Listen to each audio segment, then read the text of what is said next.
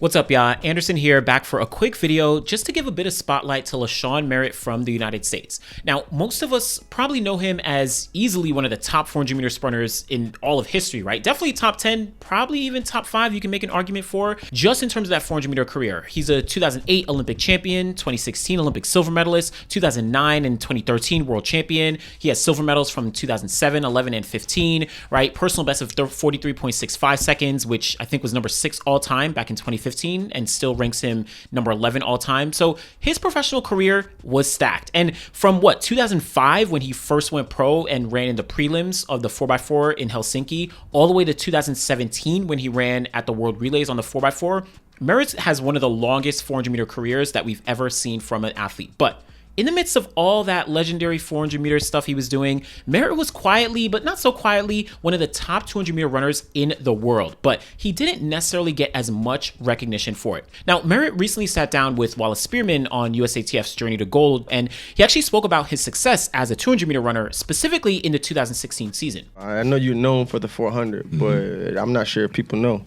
I know you represented the USA at the World Championships in the 200-meter dash, and I think you have a sub-20 PR in the 200 as well. I know you do. You know, I made the 2016 games. Yeah, I was the only one who made the final in the 200, 2016. So I ran 3 rounds of the 4, and I was the only person to make the final in the 200. Bolt won. Bolt won, and DeGrasse got second. So if we look back to 2016 at the Rio Olympic Games, Merritt finished in 6th place in the 200 after having already run 3 rounds of the 400 where he grabbed a bronze medal behind Wade Van Niekerk and Karani James, that legendary world record race. But as he noted, Usain Bolt, he got the gold medal, Andre DeGrasse, he got the silver, and then Christophe Lemaitre from France, he actually grabbed the 200-meter bronze, while again, Merritt was back in 6th as the only American in that final. Justin Gatlin, Amir Webb, they were unable to actually advance past the semifinals. But let's backtrack just a little bit, as Merritt's 200-meter career was not just a flash in the pan in that one single Olympic year. When he was coming out of high school, his 200-meter best was 20.69 seconds,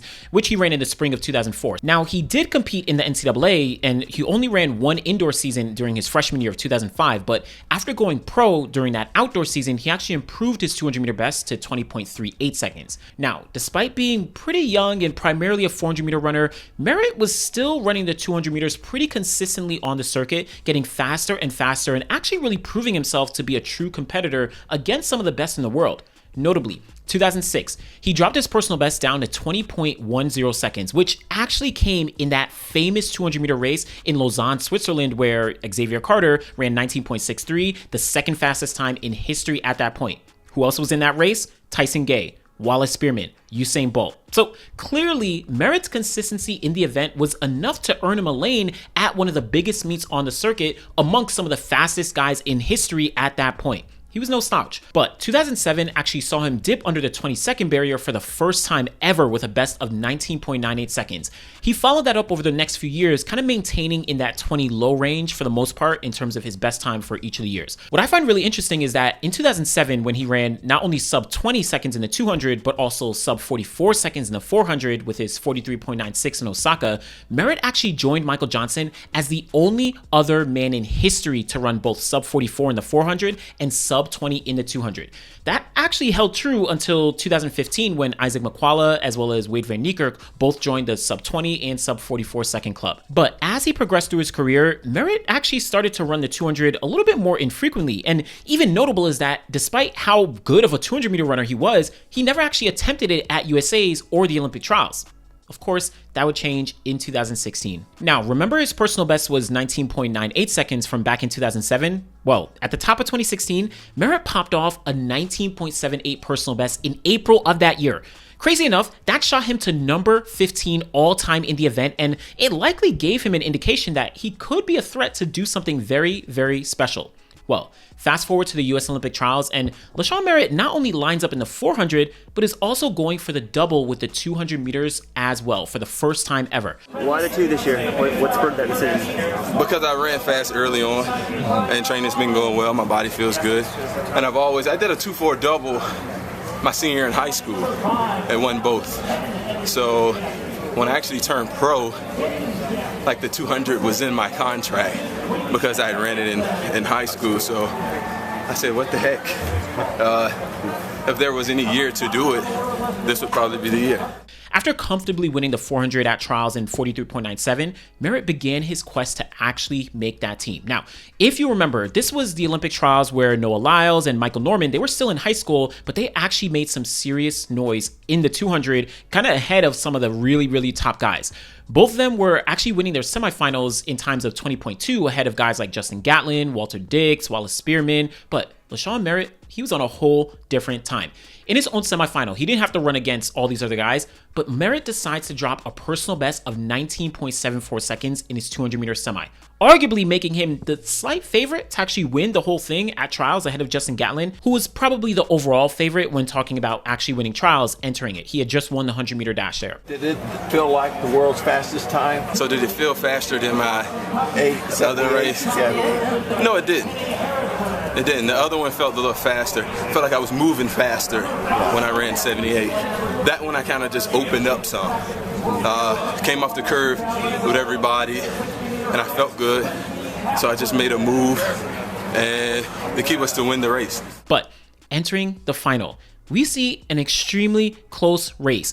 Gatlin on the outside barely outleaned Merritt for the 200-meter title, running 19.75 to Merritt's 19.79. Like I had noted a little bit earlier, Amir Webb joined them in third with his 20.00, making up the USA team to the Rio Olympic Games. But what this did was essentially prove that Merritt did not just get lucky with his 19.75 earlier in the season. He was essentially living up to the talent that he displayed a decade earlier when he was in that Lausanne race in 2006 and ran sub 20 for the first time in 2007. And not only that, he was proving that he could be a serious threat to medal at the actual Olympic Games in Rio later that summer. You put up some pretty good numbers. Yeah, how are you thinking about it now? I did have 3 days in between the 400 and the 200. At the Olympics, it'll be 1 day. So I'll talk to my coach and see how he'll adjust training headed towards Rio and just handle it around at a time. So before we get to the Olympic Games, Merritt actually was saying that he didn't do any specific training for the 200 throughout all of 2016. He was working with Coach Brooks Johnson at the time, and they were purely focused on the 400. I was angry a little bit because that whole year we didn't train for the 2. Coach Brooks was like, man, we're going to just train for this 4. We're going to train for this 4. I just wish I would have trained that year for the 2. Training meaning doing more speed endurance work, knowing the positions and how to move in that race. As I noted at the top, because he ran that 19.78 early in the season, that likely gave them an indication that they can still train just for the 400 and make the Olympic team in both, which is exactly what they did. So enter the 2016 Olympic Games in Rio. Merritt goes on to win a bronze medal in the 400, his second Olympic medal in the event after the gold he had got, 8 years earlier in 2008. Gatlin, he goes on to win the silver medal in the 100, which is his third medal after gold in 2004 and bronze in 2012, respectively. Now, they would be meeting in the middle once again for the 200 meters. Adding to that, entering the games, Merritt and Gatlin actually had the top 2 times in the world with 19.74 and 19.75 respectively. But the clear favorite was Usain Bolt, who, despite only running 19.89 before the games, he was looking to complete his legendary third sprint double after having already won the gold medal in the 100. Merritt, he actually comfortably progressed through the rounds, and in his semifinal, he dropped a time of 19.94 seconds, the 4th fastest time of his entire career. Again, no 200-meter training, just like he said, right? All of that, only focused on the 400. Gatlin, he actually failed to advance, getting third in his semifinal with a time not good enough to actually qualify for the final.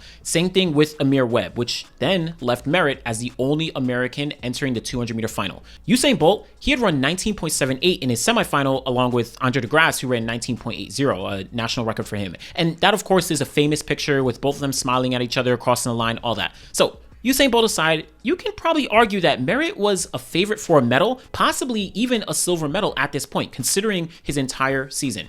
Well, in those finals, Bolt, of course, went on to win the gold medal, capping off his immaculate Olympic sprint career. Andre DeGrasse, he was right behind, winning silver, complementing that 100-meter bronze he got a few days earlier. And then Christophe Lemaitre got the bronze medal, representing France in a pretty close race with Adam Gemili from Great Britain and Trendy Martina from the Netherlands.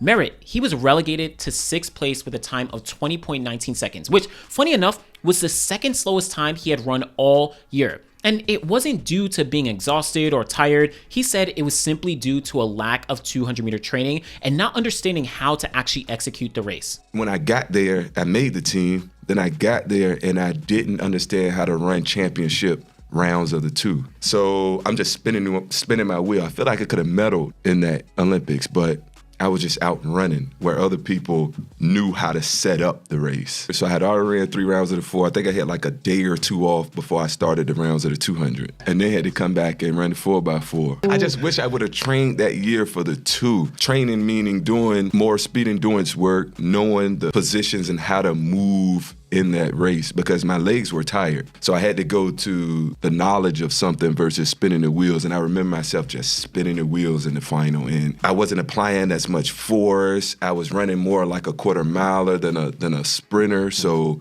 with my legs being tired, I was just bouncing and other people were really sprinting. So it would have been interesting to see how Merritt could have done in that 200-meter final if he had actually been doing a bit of 200-meter training throughout that year and not only executing the race like a 400-meter runner. Of course, it's impossible to know. It's just a hypothetical since a slight change in training could, I don't know, it probably affected his 400-meter performances and everything else. But it's hard to imagine that he wouldn't have at least been a bit closer to being in the mix for a medal in both the 400 and the 200.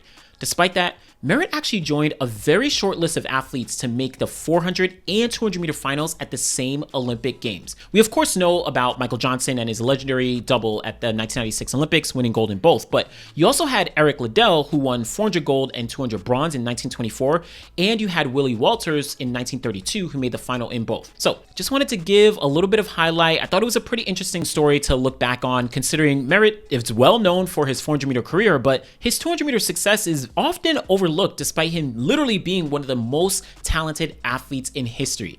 It really sucks now because an Olympic 400-200 double is really not possible for the most part, depending on the schedule. But one day, I don't know, we may see an athlete take on that challenge once again. So be sure to like the video, subscribe to the channel. Always appreciate y'all, and thanks for watching.